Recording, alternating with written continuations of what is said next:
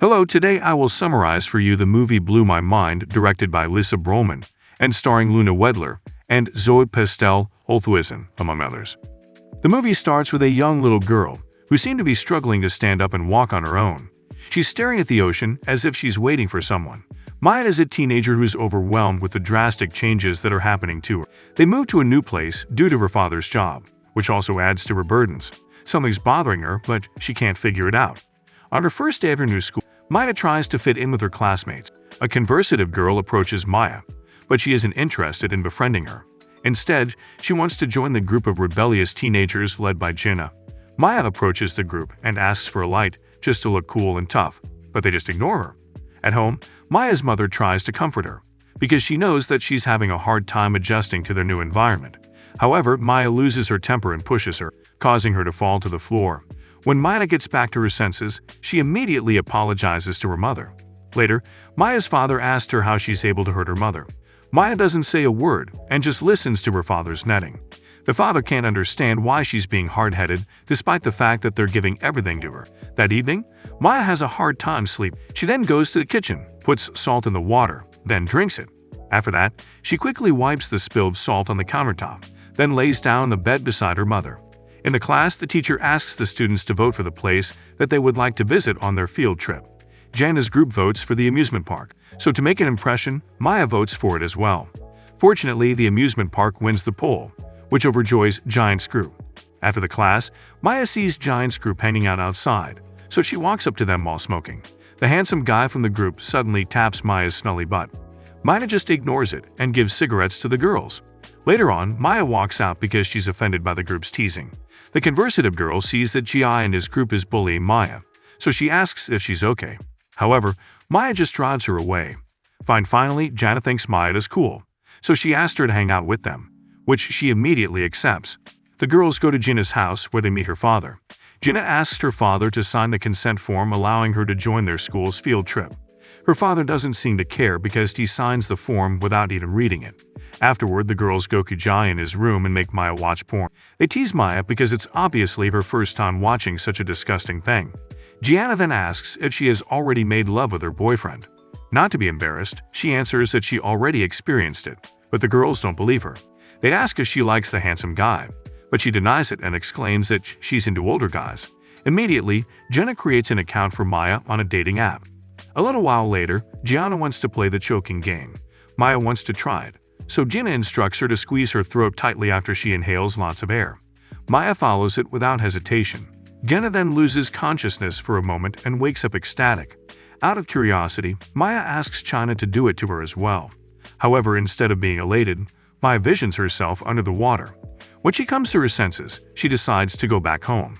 When Maya arrives at their house, the fish in the aquarium attracts her attention instantly. She grabs the fish and eats. As soon as she realizes what's going on, she goes to the comfort room and throws up.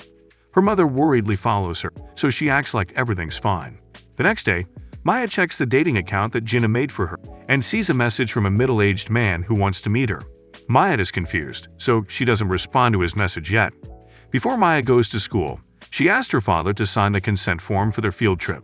Maya's father is a bit surprised by her actions because she now wears makeup and her taste in clothes has also changed. At school, Maya feels uncomfortable with her appearance, so she removes her big earrings and wipes the lipstick off her lips. She then sees Gina and the girls running away from school, so she immediately follows them. In the comfort room, Jenna nervously uses the pregnancy test. When the result comes out, they cry out in great joy because Jenna isn't pregnant. Then the girls go to the mall to shoplift.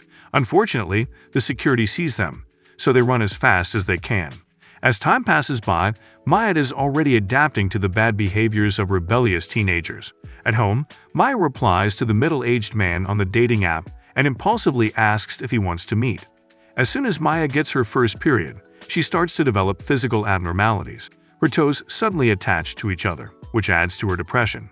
Maya's mother confronts her about the missing fish. Maya doesn't admit the whole truth and only says that she flushed the fish in the toilet out of anger. The mother slaps Maya. The next morning, Maya's father drives her to school. His father is very disappointed about what she did with her mother's fish. As a punishment, he doesn't allow her to join their school's field trip. Instead of going to school, Maya visits a doctor for a checkup. She informs her that she has experienced a lot of changes emotionally and physically since she had her first period. Just as she expected, the doctor doesn't believe that her toes have grown together overnight, and thinks that it's a birth defect and can be cured through a simple operation. But Maya is persistent, so the doctor takes another look. She then decides to conduct more tests to find out what really happened to Maya. Maya is overwhelmed with the situation, so she immediately runs home. She thinks that she's adopted because there's no one in her family that has the same situation with her, and her mother doesn't have pregnancy pictures at home. Maya asked her mother why she doesn't look like them and why she doesn't have pictures of when she was pregnant with her. Maya's mother just ignores her questions, which only deepens her doubt. After watching porn, Maya decides to make out with the middle-aged man. Gina and the girls are very supportive of her decision. They even accompany Maya to the cheap hotel, where the middle-aged man is waiting. Maya sits on the bed next to the middle-aged man to brighten the mood. The middle-aged man plays a song and sings along. He asks Maya to lie down, then starts to caress her. However, he stops as he sees bruises on Maya's legs. Maya immediately wears socks and goes out of the hotel. Unbeknownst to her, Gina and the girls are outside waiting because they know that she'll not be able to do it. Maya puts on concealer to hide the bruises on her legs and bravely cuts the extra skin that connects her toes, hoping that it'll look normal again. Afterward, Maya goes to the house of the handsome guy to make love with him. Doing such a thing is against her will, but she doesn't have any choice because she thinks that it's the only way to get close to Gina's group. The next day, Maya wears jogging pants to cover her bruises, then goes to the park where Gina and her group are hanging out. They're very happy that Maya and the handsome guy had an intimate hormone night. That evening, Maya happily parties with Gina's group. Maya then decides to bring Jana to her house because she's already drunk. At home, Gina shares that her mother went to the US after she divorced her father. She promised to get her, but until now, she's still living with her father who doesn't seem to care about her. Maya then tells Gina that her father didn't allow her to join their field trip. The naughty Gina then forges the signature of Maya's father so that she'll be able to go with them. While eating breakfast, Maya's parents are surprised to find out that Gina stayed overnight without their consent. Little did they know Maya will go to the amusement park with Giant despite their objections. Inside the bus, the teacher collects the signed consent form without realizing that Maya forged her parents' signature. Maya's mother keeps on calling her, but she doesn't answer. Next off, Maya approaches the handsome guy and falls into an intense love with them again. In the middle of their hormone game, Maya stops, which greatly disappoints the handsome guy. Maya goes to the comfort room to freshen up.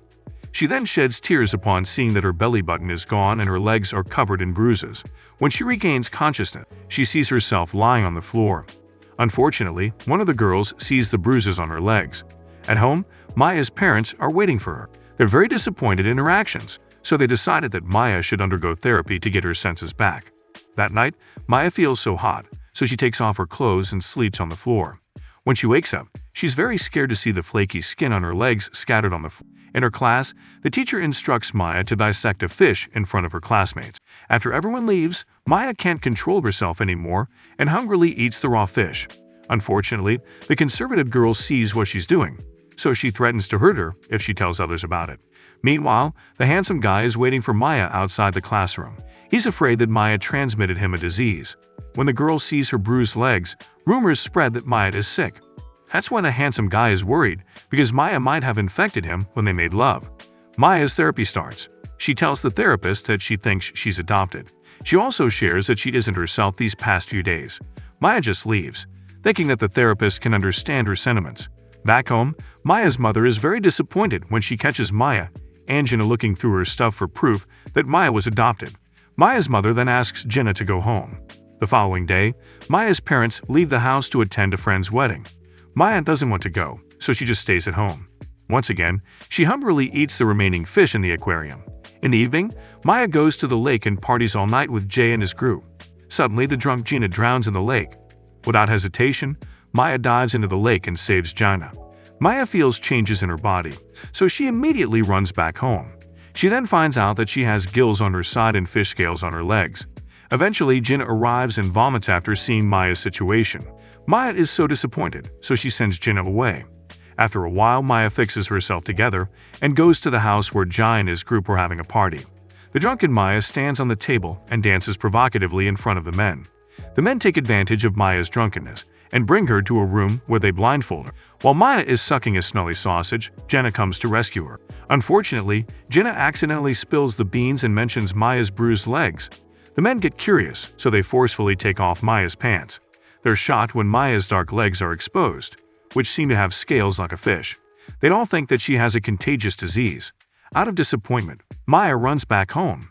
At the moment, she's having a hard time walking because her legs are fused together. To end her suffering, she slashes her arm with a knife, causing her to lose consciousness. When Maya wakes up, she's terrified to see that her legs have become a mermaid's tail. She crawls to the bathroom and submerges herself inside the bathtub. She leaves the faucet open, so the entire house is now flooded with water.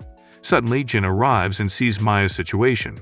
She then puts Maya in the back of her pickup truck and brings her to the beach. Maya then calls her mother and tells her that she misses her and her father. Unbeknownst to them, it will be the last time that they will hear Maya's voice. Finally, Maya sadly bids goodbye to Gina and her group, to which Maya doesn't really belong. The movie ends with Maya swimming freely in the depths of the ocean, where she really belongs. Thank you for watching this video. Don't forget to subscribe to our channel and see you soon to discover a new movie.